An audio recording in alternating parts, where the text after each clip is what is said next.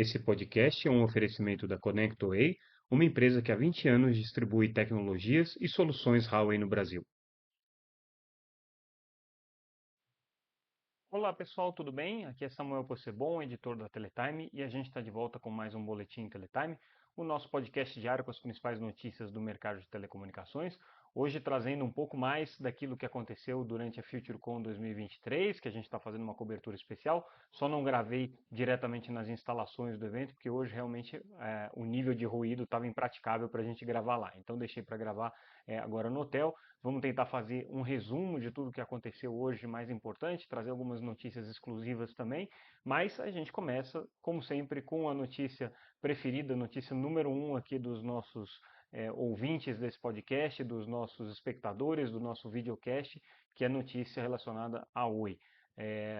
Como vocês devem estar acompanhando, a gente está fazendo aqui um acompanhamento de perto das novidades relacionadas à operadora e hoje um fato relevante publicado não só pela Oi, mas também pela TIM, pela Vivo e pela Claro, trouxe uma informação bem relevante aí para o futuro da empresa, que é a conciliação, a pacificação entre essas empresas por conta das pendências que haviam ficado da venda da Oi Móvel. Lembrando, né, o que aconteceu depois que a Oi vendeu a Oi Móvel para as três operadoras concorrentes, para a TIM, para a Vivo e para a Claro. Elas, ao assumirem a empresa, chegaram à conclusão de que não exatamente aquilo que estava combinado ou que era esperado havia sido entregue e por isso glosaram ou retiveram um pagamento de uma parte dos valores que estavam devidos. Já tinha, né, uma margem que estaria sujeita a um processo de due diligence, como sempre acontece, mas para além dessa margem, as operadoras tinham retido aí 1,4 bilhão de reais, né, que eles entendiam que não era razoável, né, o pagamento daquilo enquanto não tivesse aí um entendimento de onde estava o problema na venda. Né? Isso aí foi para um processo de arbitragem, então a Oi estava enfrentando não só a arbitragem com a Anatel, com a União, não só o seu processo de recuperação, mas também tentando recuperar esses recursos através desse processo de arbitragem que envolveu as outras operadoras. Esse processo de arbitragem aí demorou um pouco para ser concluído e, na verdade, antes da conclusão, eles chegaram a um acordo e basicamente dividiram aí a diferença. Então, se estava retido 1,4 bilhão, a Oi recebeu 723 milhões de volta, que com os reajustes aqui chegaram a 821 milhões, e as outras três empresas compradoras partilharam o resto que estava retido em proporções equivalentes ao que eles levaram da Oi Móvel. Então você tem a TIM com 317 milhões, a Claro com 162 milhões e a Vivo com 244 milhões. No final das contas, o valor da venda do imóvel acabou sendo inferior àquele que estava projetado. Originalmente, se imaginava uma venda na casa dos 16 bilhões de reais, era isso, né? Havia também um contrato aí de utilização da rede de mais 600 milhões, então isso aí dava 16,5 bilhões de reais. E no final, com esse acordo que foi feito, a Oi Imóvel acabou saindo para o trio de empresas compradoras aí 15,1 bilhões de reais.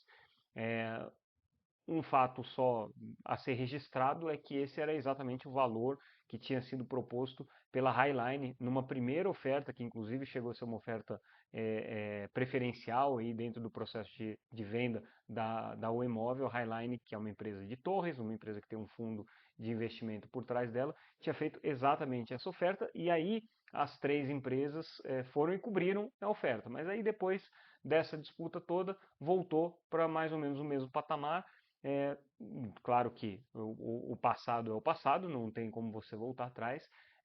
A Oi Móvel já foi vendida, já foi incorporada a essas três empresas e tudo mais, mas a gente não pode deixar de registrar que deu um baita de um trabalho, uma baita de uma dor de cabeça para a Anatel conseguir acertar essa venda da Oi Móvel, estabelecendo ali os remédios, as contrapartidas, né? O próprio presidente da Anatel está muito preocupado com a concorrência no mercado móvel hoje, manifestou isso durante a FutureCon.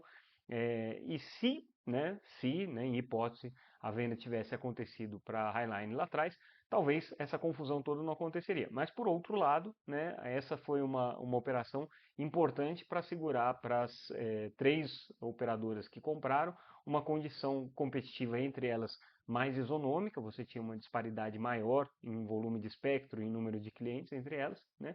E foi, claro que naquele momento, a tábua de salvação aqui para a Oi, para ela poder atravessar a primeira recuperação judicial. Depois veio a segunda recuperação judicial com outras questões, outros problemas. Mas enfim, passado é passado, o que ficou, ficou. E no final das contas, a Oi Imóvel acabou sendo vendida por 15,1 bilhões de reais aqui para as 3 empresas compradoras. Então, acordo acertado, a Oi já tirou isso daqui da frente e não tem mais o problema. Lembrando que ontem já tinha saído um fato relevante com a desistência da Sky da compra da unidade de TV por assinatura, da Oi TV. Essa sim pode ser que tenha um processo de judicialização agora, porque, como disse a própria Oi, a Sky desistiu do negócio em desacordo com os termos ali que tinham sido celebrados para o início das conversações, né? Então, a situação ainda não é muito simples do ponto de vista jurídico para essas questões aqui das vendas relacionadas ao imóvel, mas, perdão, com vendas relacionadas aos ativos da Oi, né, ao imóvel entre elas, mas também a unidade de TV. Mas esse assunto agora parece que é página virada. Agora vamos falar um pouco da FutureCon, né, o que aconteceu hoje nos debates, o que teve de mais interessante. Eu destaco aqui uma coisa que tem me chamado muita atenção durante esse evento. Primeiro, a gente precisa fazer uma observação de que as grandes operadoras de telecomunicações, a Claro, a TIM e a Vivo, não estão presentes na FutureCon com os seus negócios de business to consumer. Elas estão presentes com os seus negócios de business to business, então Embratel ali presente, Vivo Empresas presente, a TIM participando de um ou outro painel mais pontual.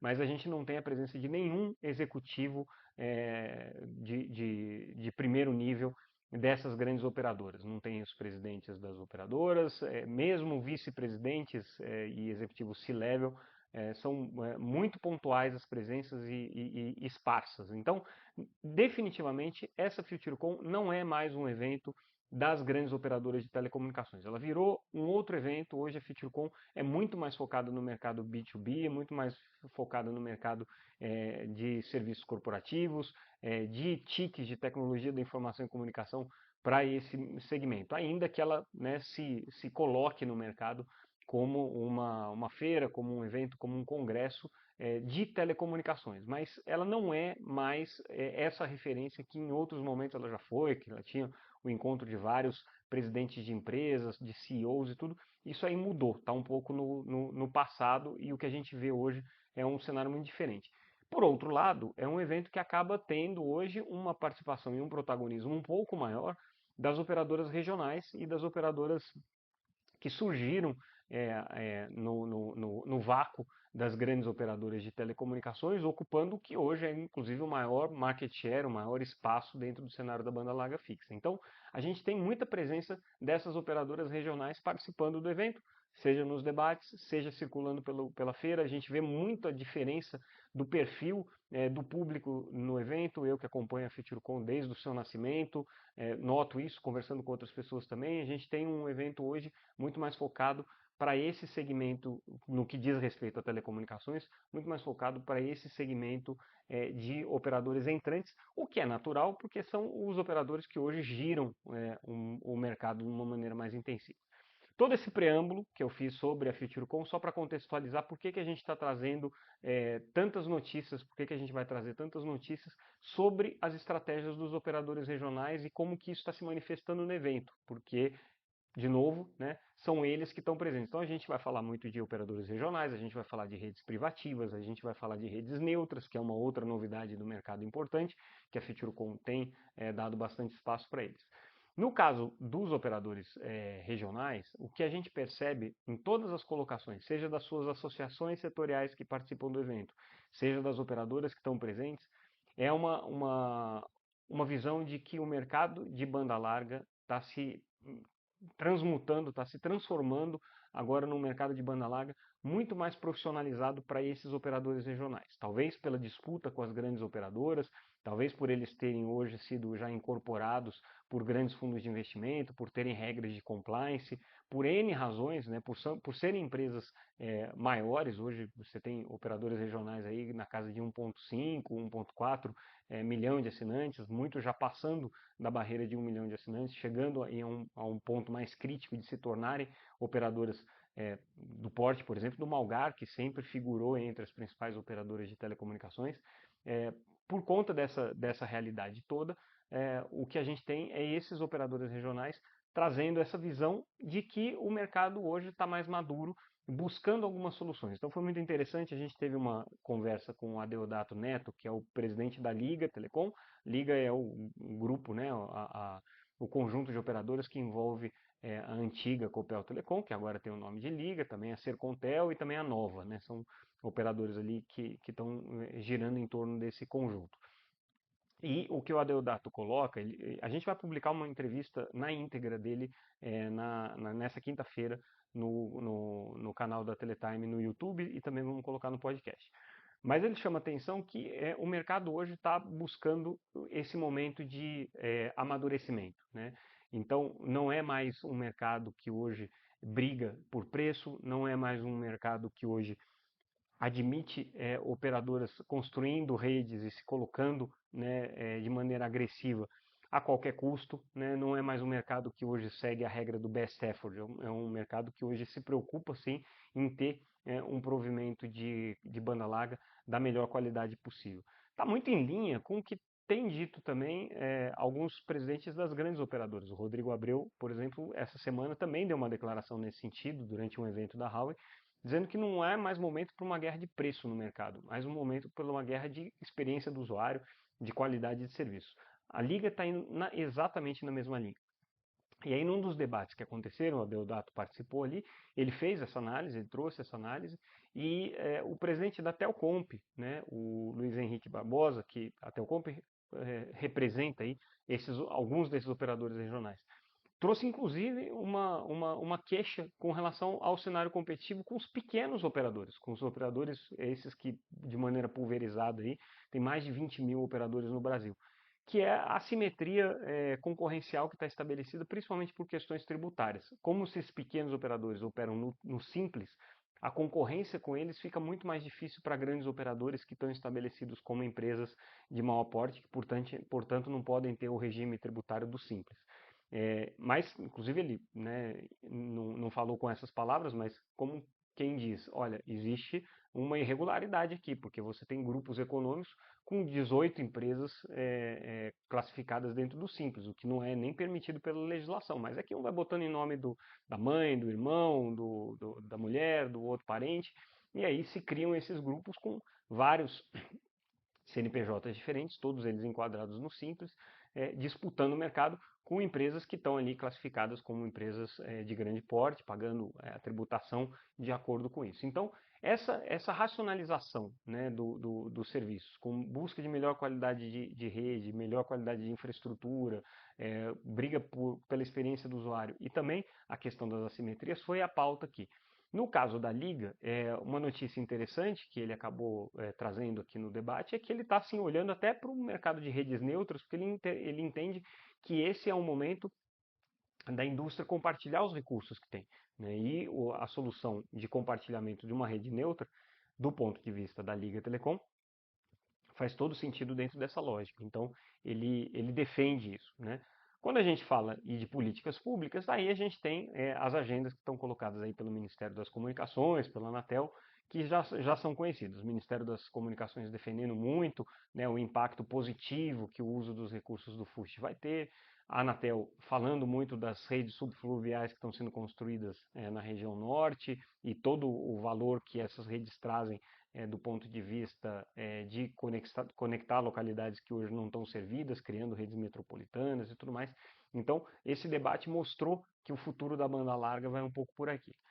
Falando de redes neutras, que a gente também destacou, né, que é um dos temas que hoje aparece quando a agenda é telecomunicações dentro da FutureCom, porque são operadoras que estão entrando aí, a gente percebe hoje que elas já estão também passando de um ponto terem que se mostrar, passando daquela fase PowerPoint, vamos dizer assim, em que elas se apresentam e dizem, olha como nós somos importantes, interessantes, como a gente traz uma proposta de valor e tudo mais, e já indo um pouco para experiências um pouco mais práticas do que está acontecendo. E aí, um número trazido pela FIBrasil é bem interessante da gente chamar a atenção. Hoje, 18% do mercado de banda larga está em cima de redes neutras. Ok, tem que tirar uma distorção que existe, o fato da Oi, né, ter 4 milhões e meio de clientes, todos na rede da Vital. Isso por si só já dá 13% do mercado, 13, 14% do mercado. Porém, elas já estão crescendo de uma maneira um pouco mais consistente, as empresas de redes neutras já estão estabelecidas, muitas delas com uma taxa já de ocupação em 70, 80, 90% das cidades que elas cobrem, às vezes com vários clientes nessa mesma cidade. Então, aquilo que elas buscavam e sempre diziam que aconteceria, quer dizer, entrarem e servirem para vários clientes utilizando todos eles a mesma rede, num regime praticamente de compartilhamento do ponto de vista da infraestrutura, é o que está começando a se mostrar realidade já para essas operadoras neutras aqui. Então, é um cenário interessante. Falando de redes privativas, que também foi um tema importante aqui durante a FutureConf, teve um painel específico sobre isso, o dado interessante trazido aqui pela Omdia, que é uma empresa de pesquisa, de alguma maneira ligada aqui também ao setor de telecomunicações, mais especificamente a FutureCom, é que hoje o Brasil já ocupa uma posição de destaque no desenvolvimento de redes privativas para o mercado empresarial. Estaria segundo esse levantamento aqui feito pela OND, perto da posição 8 entre países que mais têm redes privativas desenvolvidas. A Vivo destacou nesse debate que hoje o Brasil já está entre os 3 melhores mercados de redes privativas pelo volume e pelo tipo de complexidade dos projetos envolvidos. Então, projetos da Petrobras, projetos da Vale, são projetos de grande porte que não encontram equivalente em nenhum mercado do mundo ou em poucos mercados do mundo. Então, a Vivo tem se impressionado com esse mercado de redes privativas e o Brasil como um todo aqui cada vez mais destacado. Só que hoje ainda está em 4G, ainda não há um movimento de migração dessas redes privativas para o 5G. Os projetos estão começando agora, mesmo a gente já tinha trazido algumas informações sobre laboratórios e pilotos que estão sendo desenvolvidos, por exemplo, com a BDI, né, a Agência Brasileira de Desenvolvimento Industrial. Então, do ponto de vista dos temas que hoje passam por telecomunicações e que tiveram na FutureCom, fazendo banda larga fixa, redes privativas e redes neutras, esse é o resumo aí do que a gente tem. Quando a gente fala desse mercado, desse novo mercado competitivo, a gente teve a oportunidade de fazer uma entrevista que está lá no canal da Teletime no YouTube com os presidentes da Vero e da Americanet. Eu já tinha falado isso ontem, confiram a entrevista lá porque é interessante ouvir o que eles estão falando. E eles vão na mesma linha, tá? Ou seja, é um mercado muito mais maduro, hoje não se briga mais só pela conquista do cliente, mas pela manutenção do cliente, para não perder esses clientes, agregando valor, agregando serviços, essa preocupação que hoje está na agenda de empresas, por exemplo, como a Vero e a Americanet, que estão passando por um processo de fusão e que justamente precisam desse amadurecimento para justificar essa fusão que eles estão realizando aqui, né? Aí a gente traz algumas informações também com relação a uma novidade colocada pelo conselheiro da Anatel, Alexandre Freire, com relação ao processo que ele está conduzindo agora na agência de regulamentar a questão das obrigações de fazer, né? E obrigações de fazer, né, relembrando o que é isso, é uma espécie de uma sanção, não é exatamente uma sanção, mas é uma espécie de uma sanção que é convertida em tarefas. É como se fosse, mal comparando, mas é como se fosse o cumprimento de uma pena com serviços comunitários, né? Então as obrigações são impostas para as empresas que têm alguma pendência com a Anatel, em troca delas não receberem outro tipo de sancionamento, como multas, né, advertências, esse tipo de coisa. Então elas recebem essa obrigação de fazer. E o que é bem interessante aqui da proposta do conselheiro Alexandre é a ideia de exigir das empresas compromissos da agenda ESG, ou seja, de sustentabilidade, inclusão e governança dentro das obrigações de fazer. Então é como se a Anatel estivesse querendo induzir as operadoras a boas práticas nesse sentido aqui.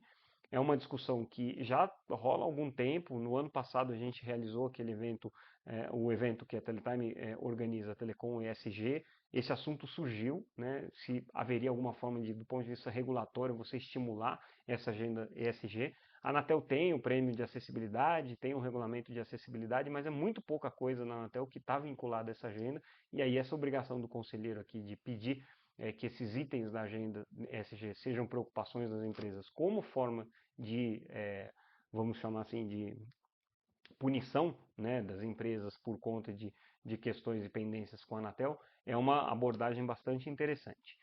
E aí, para a gente fechar o nosso noticiário, eu queria comentar um artigo escrito pelo próprio conselheiro Alexandre Freire, em parceria com o professor Ricardo Campos, artigo esse que trata da neutralidade de rede. Eles já haviam escrito para a Teletime um artigo anterior, em que faziam uma correlação entre o fair share e a neutralidade de rede, e onde é que esses dois assuntos dialogam. E hoje, nesse novo artigo que a gente traz, eles comentam o instrumento da neutralidade de rede por si só e como que ele hoje pode ser lido, né, considerando que ele foi criado num outro ambiente competitivo, num outro ambiente de mercado.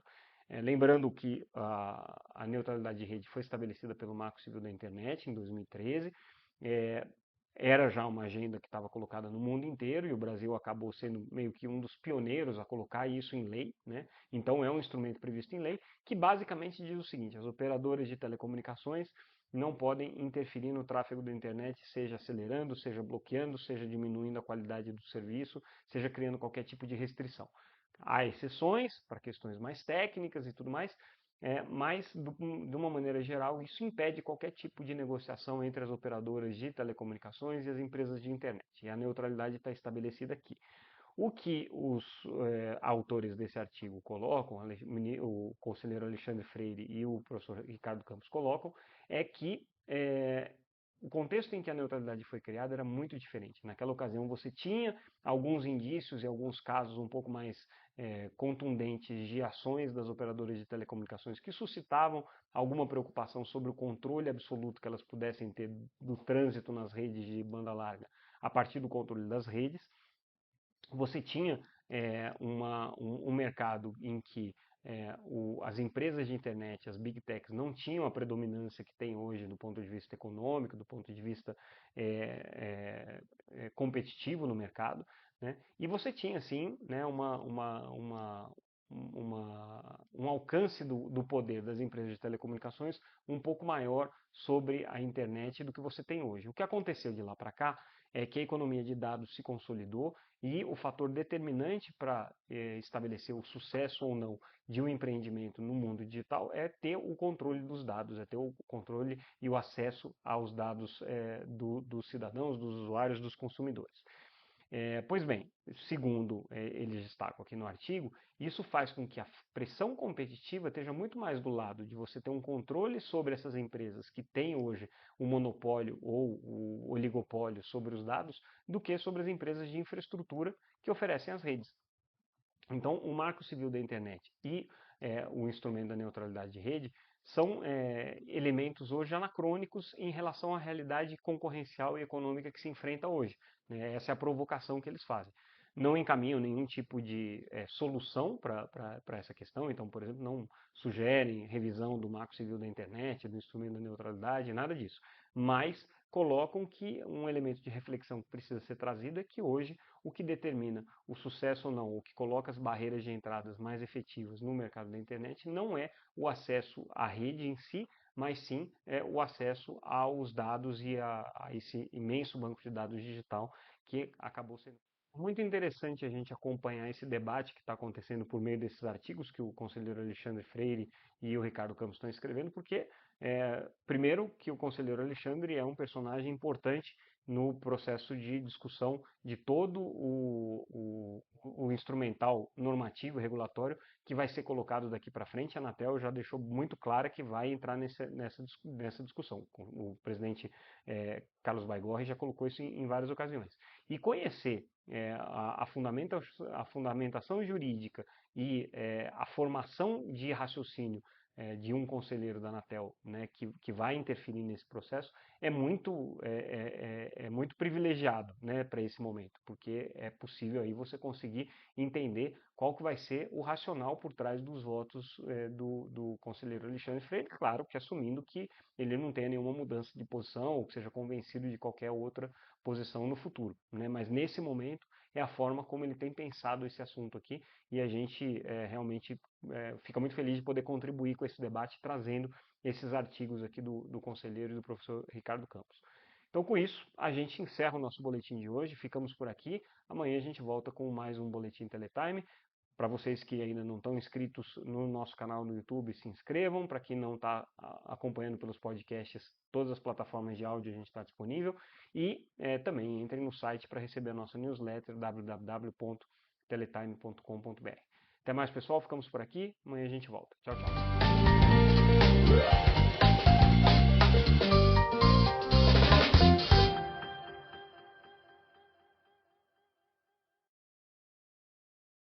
Esse podcast é um oferecimento da ConnectWay, uma empresa que há 20 anos distribui tecnologias e soluções Huawei no Brasil.